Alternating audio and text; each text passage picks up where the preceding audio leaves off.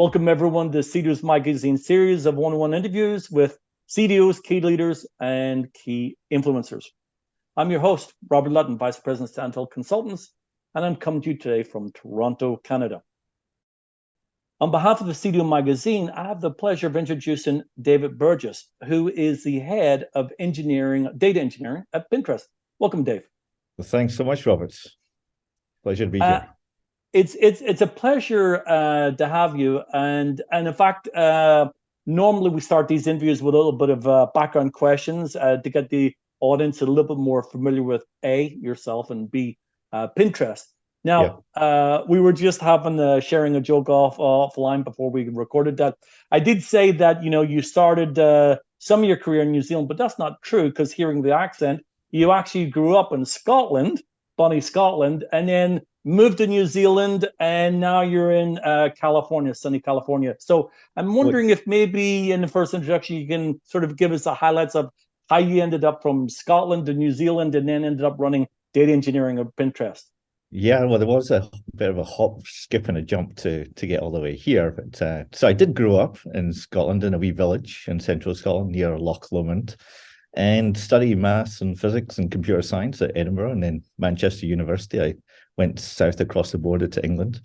And then you went down south, down to the border of the English. Now, you must have, because again, we were laughing again. We both have accents. I'm from Belfast, Northern Ireland, and we were just chatting that both times when we had to go to England, we had to change our accents. That's right. That's right. And I had a pretty strong Scottish accent. So going to England, even to Manchester, which isn't that far south of the border, they didn't totally understand me, and I frankly didn't totally understand them either. But eventually, I did modify my accent somewhat to be able to understood and get some food and get ahead, right? So, and now how did the switch to New Zealand?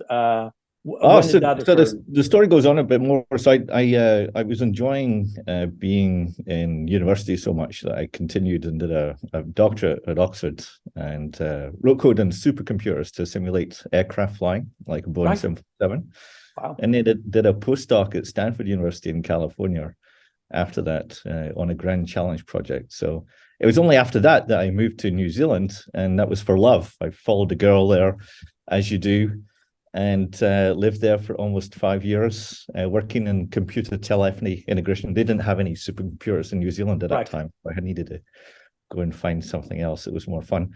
And during that time, I worked for IBM for about 3.5 years. So after 5 years in New Zealand, and having a kid there who's a New Zealander, needed to get a little bit closer to Scotland so that we could fly home easier. And so came back to... Family's important. Flying home to visit family, it's critical. I fully understand that. That's right. And so I came back to the Bay Area, Palo Alto in California, and worked as an engineer in lots of data related domains. So I was the fourth engineer at a startup called E2Open, which provided visibility to companies in the supply chain. And they subsequently went public. And after E2Open, I joined a company you may have heard of called Yahoo. And I was in the strategic data solutions group there. I started there when it was like about 50 people in that group, and it grew to like 500, 600 people. And I over time became the chief architect of the global display advertising solutions at Yahoo. And this was a springboard for me. Right.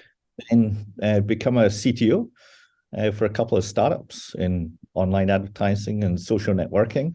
And all of these roles used and leveraged data and technology to make decisions. Yeah. So after being more on the technology side, and then moved more to the management and technology side, and joined Twilio to head up data engineering for about 3 years or so.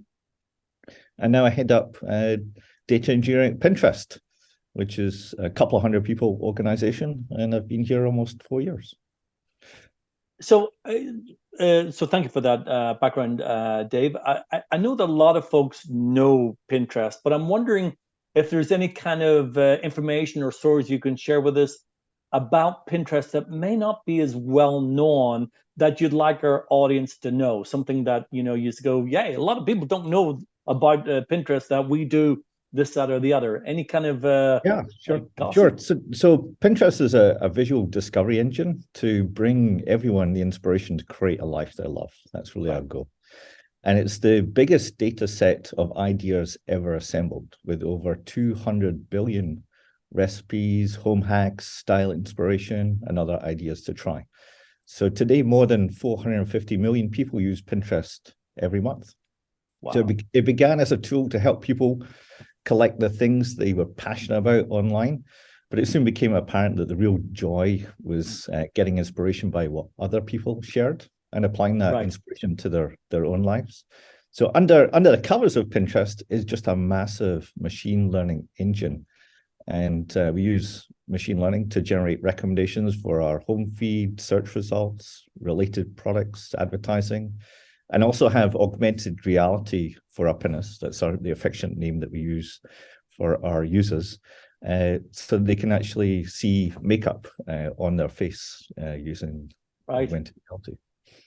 There's probably a lot of information, or, you know, like you would be our kind of chief rocket scientist, but I think that one of your passions is definitely into modernizing data architecture. So for the discussion today, and hopefully there'll be other discussions we'll follow up with, we're going to discuss modern architecture or modernizing data architecture. So diving right in, from your point of view, why do you think an organization needs to modernize their data architecture? Yeah, well, having a modern data architecture is essential for democratizing data so that everyone in the company can use data to make decisions, build applications, and also do experimentation. So this significantly improves our agility, developer productivity, and the products that we create for our customers.